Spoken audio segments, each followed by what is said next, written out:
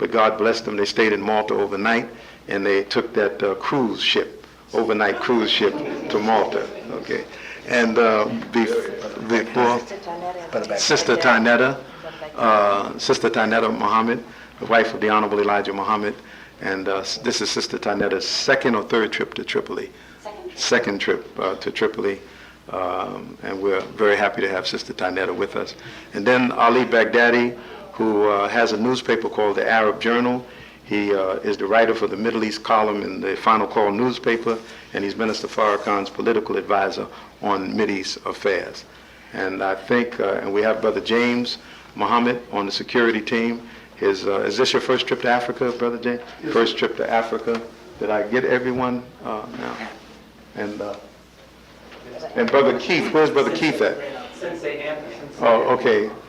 Brother Anthony, he's good because he's from New York. His Brother Anthony Muhammad, and I watched him grow up. And Brother Salim, where's Brother Salim? And Brother Salim is here with us also. So, Brother Minister, this is the delegation that is with you. And the purpose of this? Well, the ones who own newspapers, Brother Minister, they would like to ask you some questions, and the staff from Ghana would just like to be in your presence and meet you. But and so I think that we should let the brothers and sisters who have newspapers, and the people who are on your staff back at home, and those who sent you to cover the story, are expecting that you bring some information back. Also, I want to mention that Dr. Sharif just gave me the updated list on the heads of states that will be coming in. Today, they got a phone call at 3:30 that Farrakhan would not be coming, and that Abacha would not be coming, but he's sending a very strong delegation. So from Guinea-Conakry, that's Conte, who is the president of Guinea-Conakry, he will be here. Ghana, President Jerry Rawlings will be here. The president of Mali, that Sister Farrakhan and my wife and myself met in Mali. He was very gracious. He was moved by the minister's speech in Gabon, and he welcomed us to the official resident in Mali. He will be here. And does anybody know how to pronounce his name? Alpha Omar, and his last name, I'm not sure of how to pronounce it, but his first two names is Alpha Omar. And then the Derby is the president of Chad now, right? Sure. Yes, he will be here, and the president of Niger. So those are the presidents that will be here. All of them will arrive tomorrow to be here for the next 2 days to participate in the ceremonies. So I would like to, Brother Minister, maybe you would like to make a No, I don't want to make any comment. Okay, so maybe we could take your questions to the minister, and I want to just say this, that the minister has not eaten all day. So we do not want to have a late session. If you get right to the point and let the minister speak to the questions, and then we could excuse the minister so he can have his dinner and rest. Thank you very much. Yes, sir. And you are sure there's some difficulties that you've had in trying and traveling to Tripoli as much as possible, always, in terms of our problems and the types of things that other people would not necessarily have experience to do that. So my readers have a pretty good idea of the great difficulty that was involved in arriving here. Well, I think it's the same difficulty that each of us experienced. Because of the embargo, no planes can fly in or out of Libya, which means that we either have to fly to Malta and take a 12-hour journey by boat, or we have to fly to Tunis or to Jerba and take a 5-hour trip by automobile over land. And we flew into Jerba and took the trip by car from Jerba to Tripoli.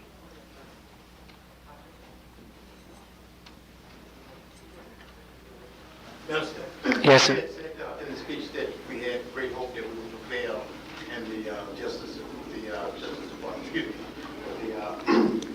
the grant being given to us. Is there any particular item or law that we're looking to that gives you that hope? No, I'm looking to Allah, and that's what gives me the hope of victory. I feel, which I failed to say today, which was in my notes, but I didn't get to them. Um, I see myself in a position like David, and I see America and her court system similar to Goliath. And although people think that you cannot fight government and win, if God is with you, then you are the majority no matter how many governments and people may be against you. And I believe that I am the majority because I am with Allah and Allah is with me, and therefore I don't see failure. I only see success and victory. Even if it's not in the courts, it'll be in the streets. But there will be victory for us. We cannot permit the enemy to stop us from receiving gifts from those who see the just struggle that we are waging. And any of you who study the Quran, it is written in the Quran that Allah has taken a covenant with all of the nations that received prophets through their prophets, that when that one should appear that is found written in the Torah and the Gospel, that every one of the peoples and nations of the earth should help that one. And I believe if we are fair and if we are honest, we are fulfilling the work that was found written in the Torah and the Gospel, in the redemption and resurrection of our people. And when religious people finally see that there is no way that we could prevail in America except that God be with us and for us. And if God is with us and for us, and you see us doing a noble work in the time that that work should be done, then all of the nations of the earth should help us complete that work, and by so doing they are atoning for their own sins and getting themselves out of the way of the judgment of God. So I believe we will prevail. Yes. Wa alaikum salam. Since the announcement of the gift, have you received support from the many religious groups, like the Sunni Muslim groups or the Arab groups in America? Or do you receiving support from them? I don't know that the Sunni and Arab Muslim communities really know that we received the prize. It was not announced even in the final call, the last edition, was it? And I don't think, was it? It was stated in the story. Oh, okay. Well, that's the first time that our newspaper announced it, and I don't recall any general announcement until I was ready to leave. That, and of course the government, when we petitioned them for a license to receive the prize, we informed them that we would be coming to Tripoli, to receive the prize. And I imagine that they leaked it to those whom they leaked it to, and it began to be a news item starting on Monday, I think this past Monday. Yes, right. And then we left on Tuesday, and we held a press conference. So we really didn't give the Arab and Muslim communities advance notice to know whether or not they are in support of our receiving the prize or not. Will the Nation of Islam, the organization, make some initiatives for those groups asking for the support, or will you just make an announcement and visually supporting your cause, especially the anniversary of the Weekend March? Well, certainly we're going to take to the streets and talk to all of our people, because the promise of Brother Gaddafi is for all of us. It is for the economic and social development of Muslim and non-Muslim, Arab as well as the indigenous blacks of the United States. So when all understand that this is for all, but it's just coming through the Nation of Islam, but it is for a program that is for the benefit of all, then all of us should support the struggle to make the government submit to our just demand that we be allowed to receive the gift. One final question. Yes, sir. What is your position on the reparations initiated now in the U.S.? Well, certainly the government of the United States owes us a plenty. And no fair-minded person would be against the government of the United States providing not only funds but lands and technical assistance to aid our development as part of their own atonement for the evil of slavery and the injustice that has been heaped upon our people for over 400 years. Yes, we are for reparations, definitely. Yes, sir. Can you tell us any specifics about the atonement? When can we expect to hear any details so our readers can really get ready for that? Would you like to address that, Reverend Chavis? Yes.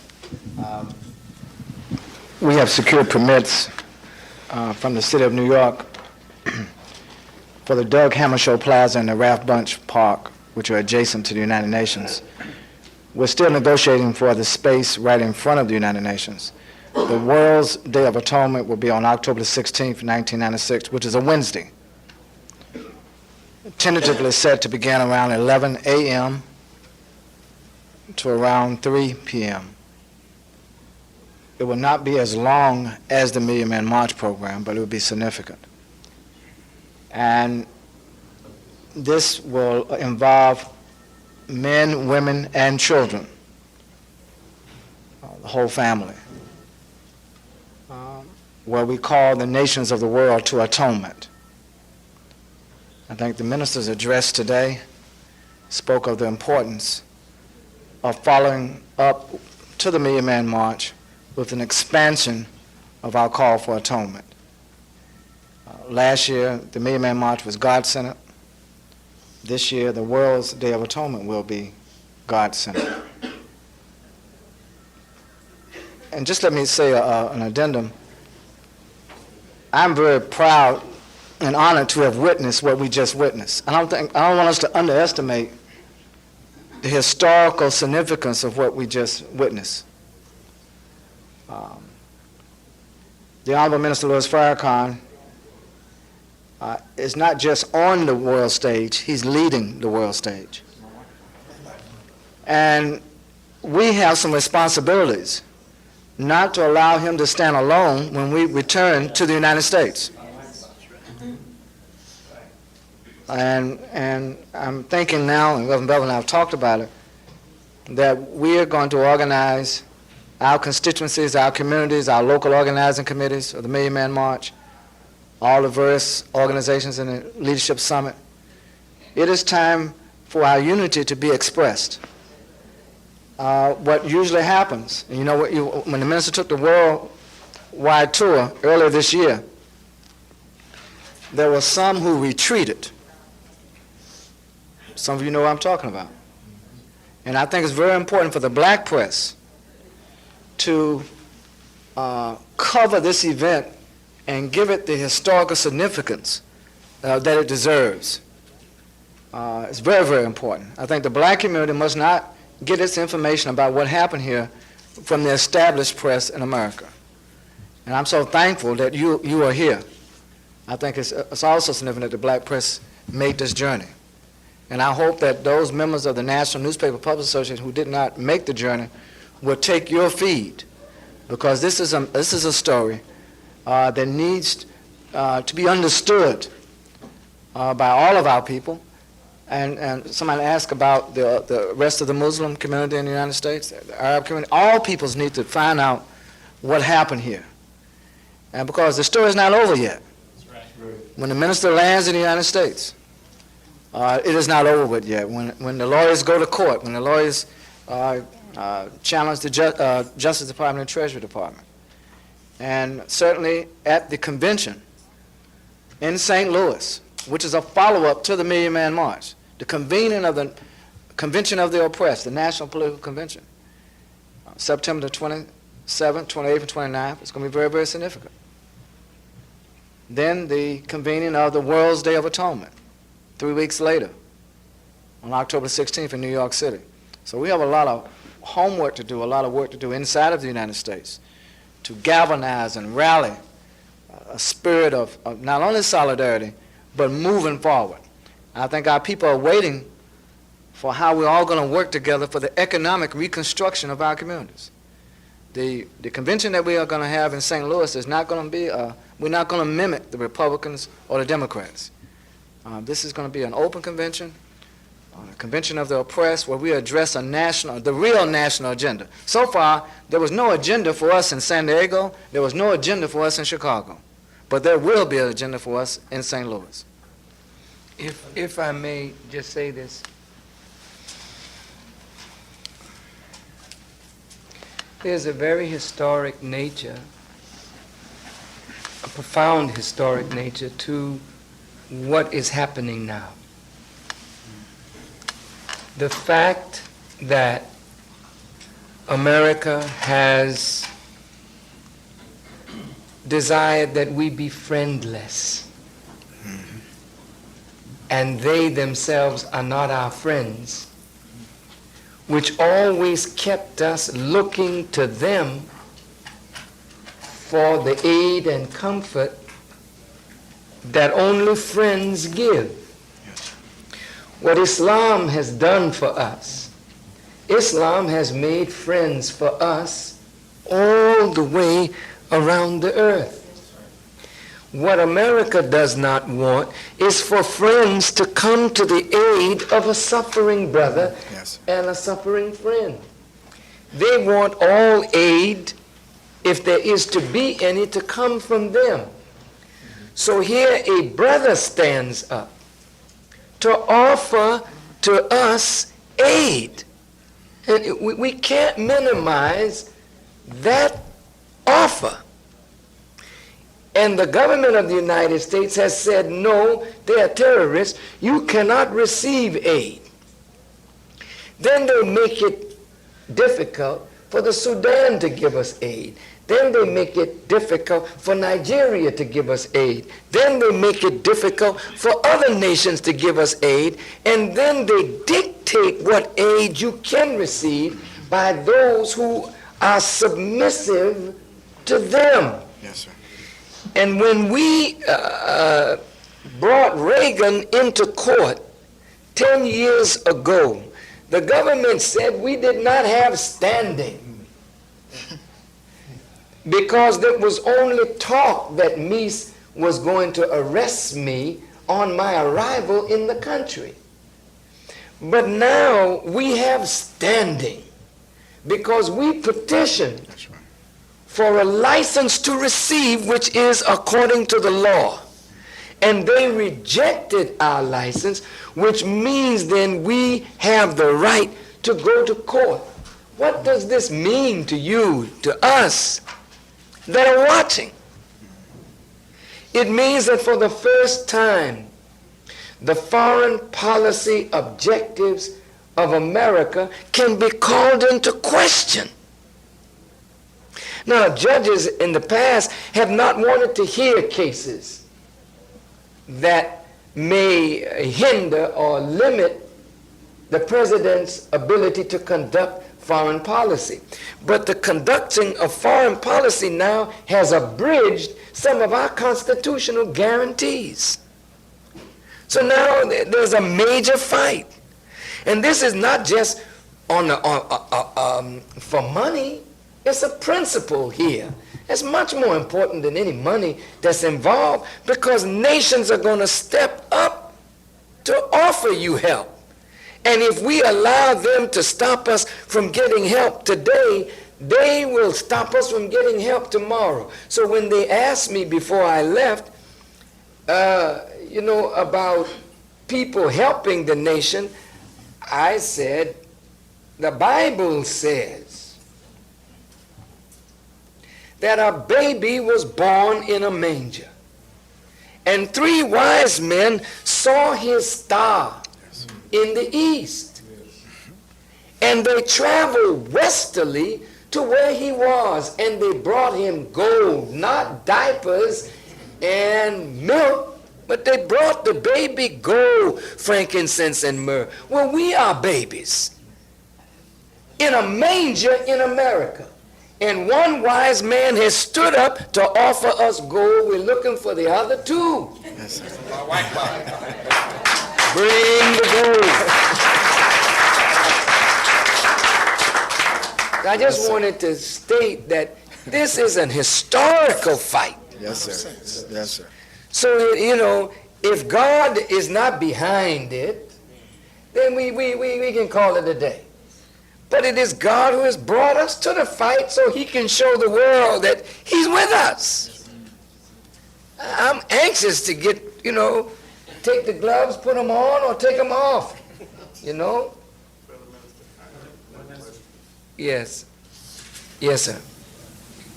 When you accepted the award, the committee indicated that they too would help, the North-South Committee indicated that they too would help in the legal battle with the United States courts.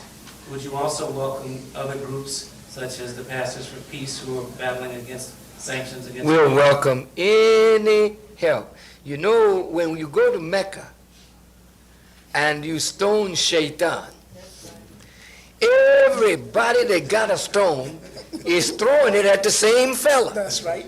Well, hell then. Let's get busy. Pick up your stone, man.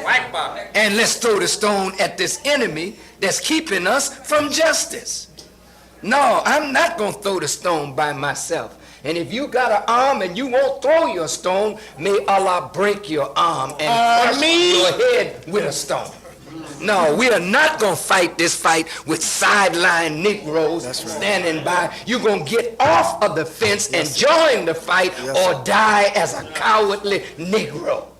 We are not going to allow you to sit on your behind and watch us fight like you did King, like you did Malcolm, like you did everybody else that fought for you. You're going to get off the fence and join this fight or die.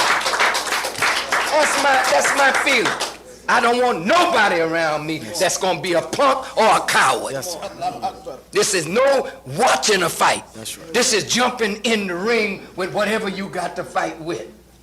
Thank you. And don't try to cool me off when I come back to the corner.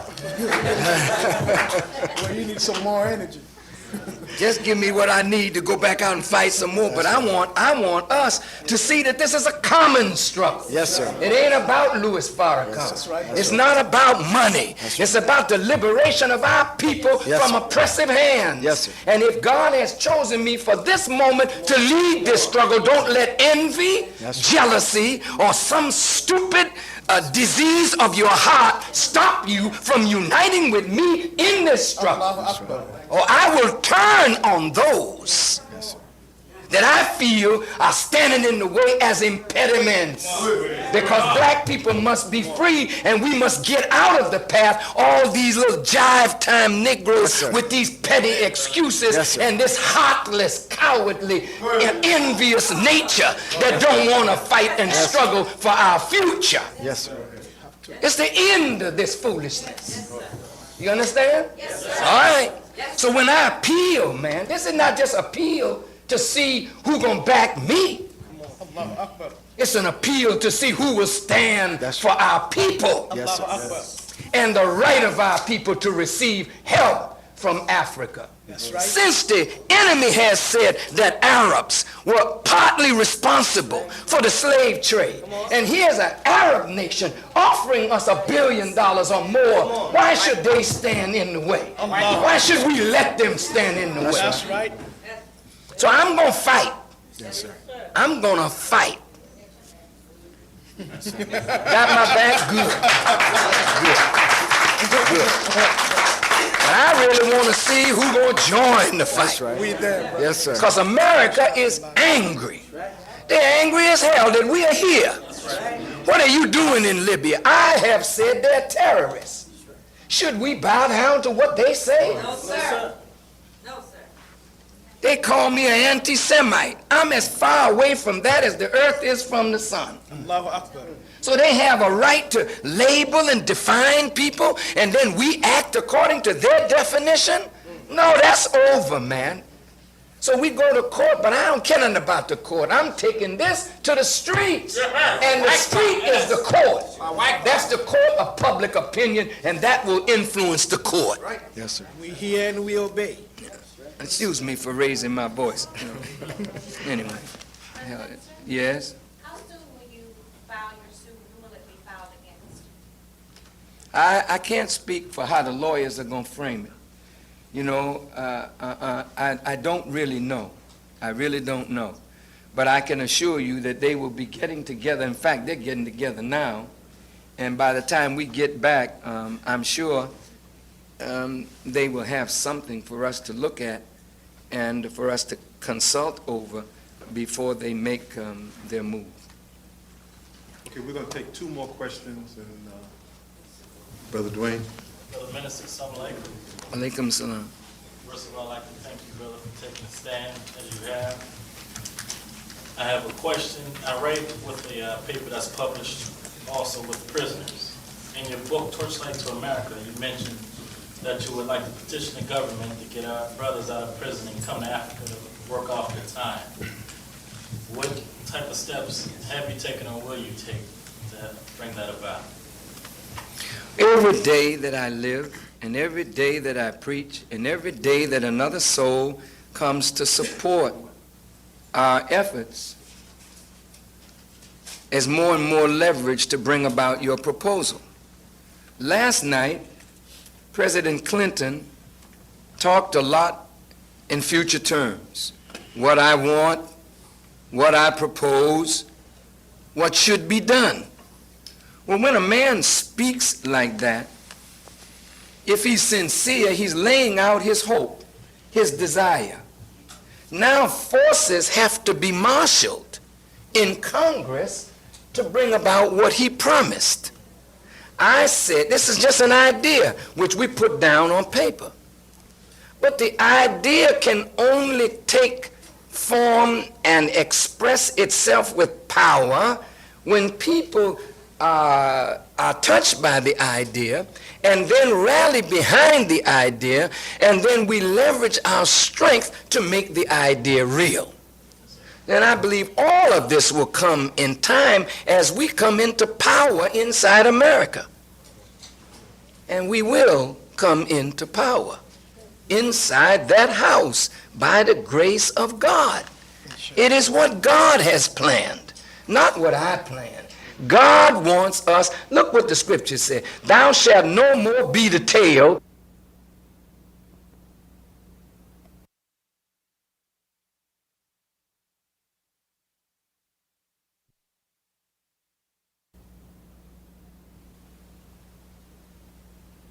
And then rally behind the idea, and then we leverage our strength to make the idea real. Then I believe all of this will come in time as we come into power inside America. And we will come into power inside that house by the grace of God. It is what God has planned, not what I planned. God wants us, look what the scripture said, thou shalt no more be the tail, but the head. The head of what? Then who gonna be the tail when you become the head? Thou shalt not be the last, but shalt be the first.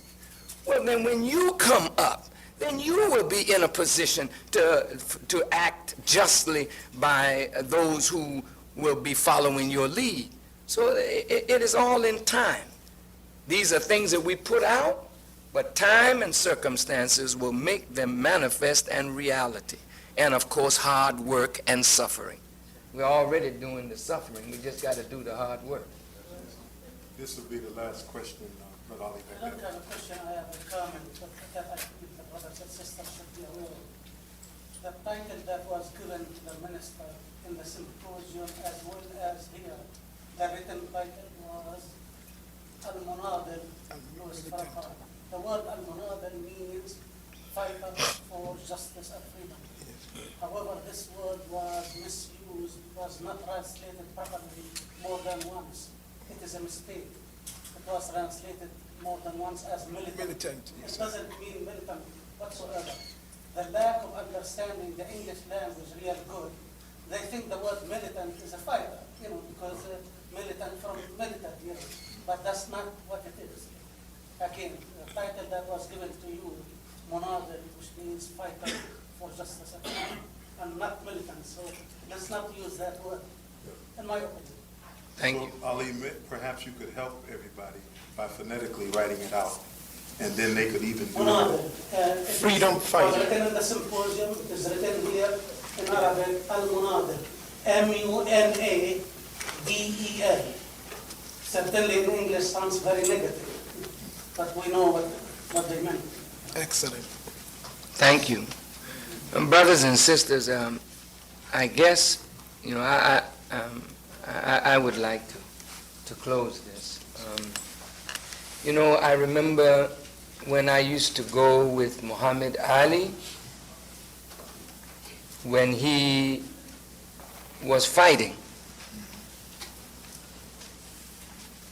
And when Ali was finishing a fight, you had to be careful how you touched him, because he's still in a fighting mode, and if you do that, it's instinct, he'll pop you. Do you understand what I'm saying? Yes. Now, I didn't understand that, because I've never trained, for any fight as such. But I believe I was born into the world for this moment, to fight for the liberation of our people. And after I fight, it's sometimes better to leave me alone and let me go somewhere and come down. I should never have even accepted to come here, because I'm still fighting. You don't understand that, but I hope you will understand. I'm still fighting. And it's unfair to you, and it's unfair to me, to be in a fighting mode with the people who are my friends.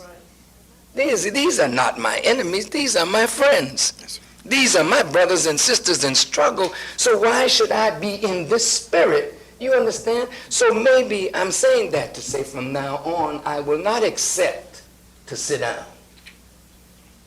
This thing today, you may think it was easy. But I got no sleep last night. I was watching Clinton.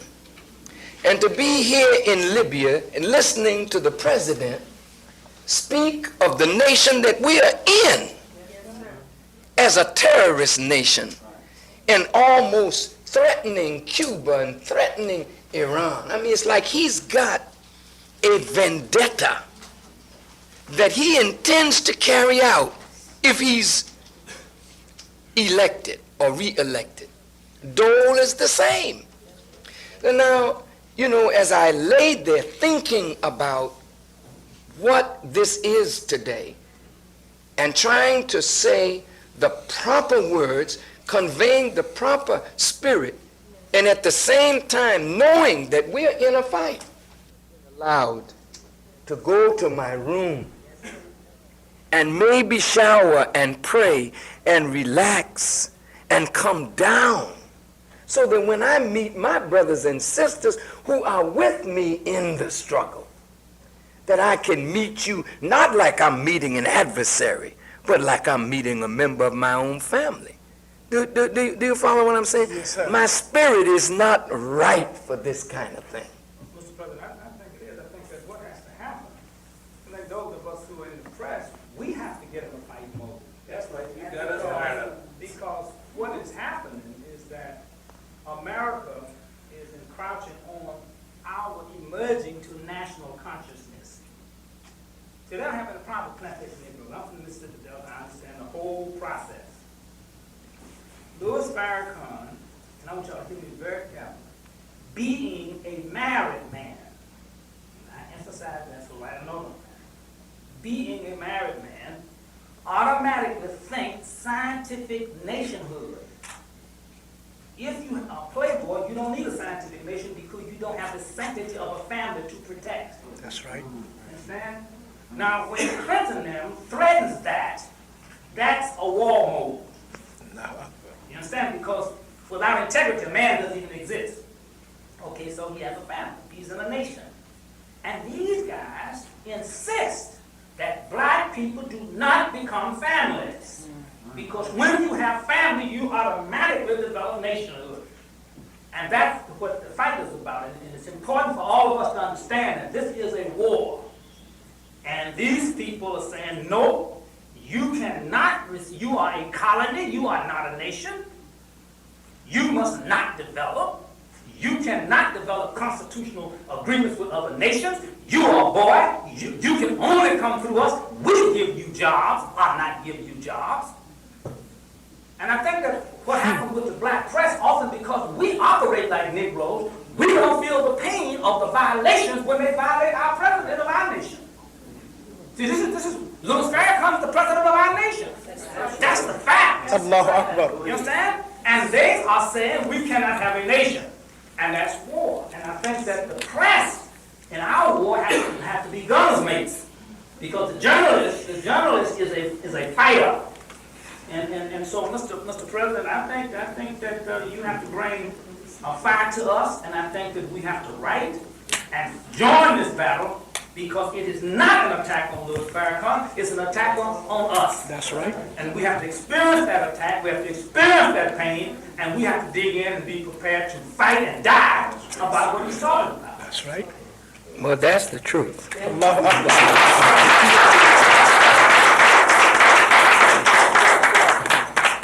So, thank you, sir, for comforting me. I think the brother would like to... Minister, get the minister. Yes.